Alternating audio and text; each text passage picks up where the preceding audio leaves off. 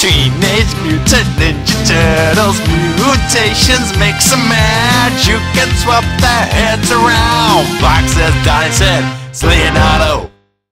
In what would appear to be the common trend in modern toys is the ability to rip their limbs off and swap them. Only in 2016 the toys are designed to do it, unlike kids being kids and mutilating them for no good reason, but pure experimental fun. It's hideous! As a Marvel superhero master collector, hearing of the Ninja Turtles swimming down this limb-swapping road made me roll my eyes with accuracy.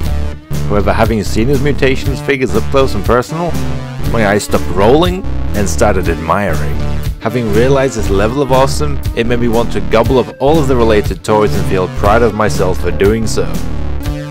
Proud. Despite a couple of very confusing messages, toy companies promoting other toy companies' toys, collectible leaflets with all of the available toys that don't have all of the available toys on them, not to mention Donnie's head, I suddenly realized that just finding out what on earth was going on was just about impossible.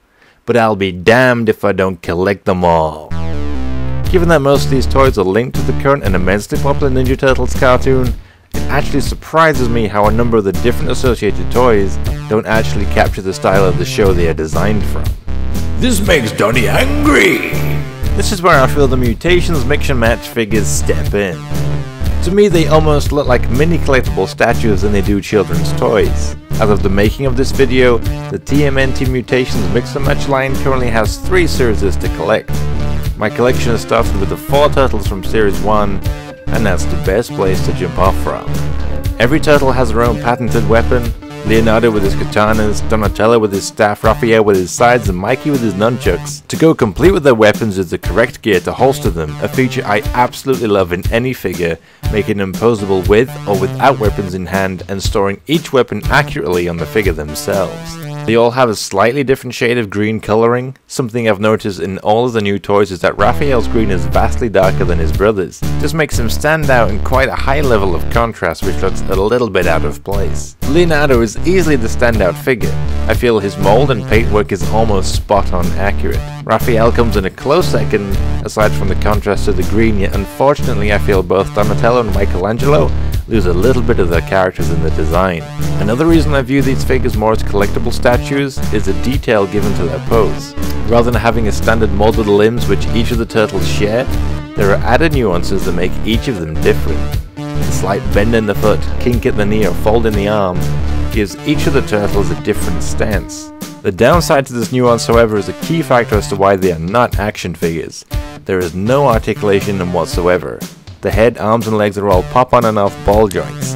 This allows the head to move smoothly and the arms and legs to operate as hips and shoulders would allow, but that is literally where the movement ends. For me this doesn't matter so much, but if they were wanting to compete on the level of Hasbro's mashes, then the articulation factor is a no contest. Another aspect Hasbro does better is packaging different and unusual limbs to mash up with your figure.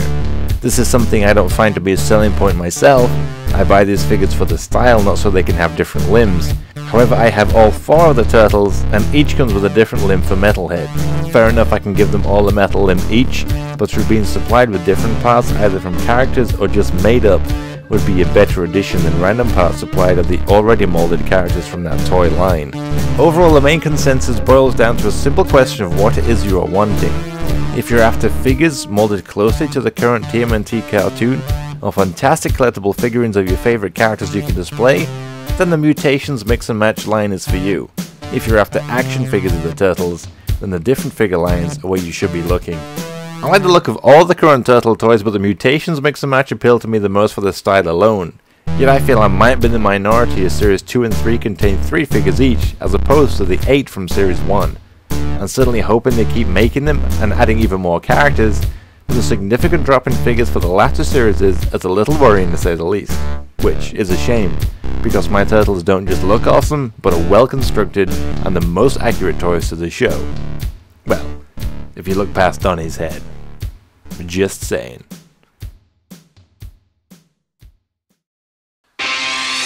Teenage Mutant Ninja Turtles, mutations, mix and match. You can swap their heads around. Box says Donnie said, it's Leonardo.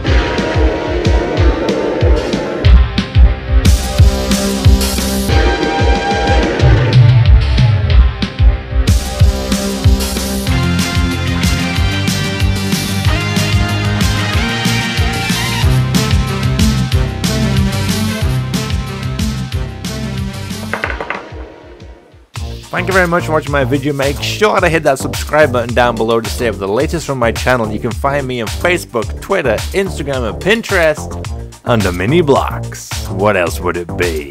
And for more Teenage Mutant Ninja Turtle videos, you can go and check out my Raphael and Michelangelo training sets by Mega Bloks. And also you can watch me unbox 6 of the blind bags from Mega Bloks' Series 1, which is good. I've got 2 of those, but I recommend the latest one because it's newer. For everything else Teenage Mutant Ninja Turtle toys, then make sure to keep it locked to Mini Bloks.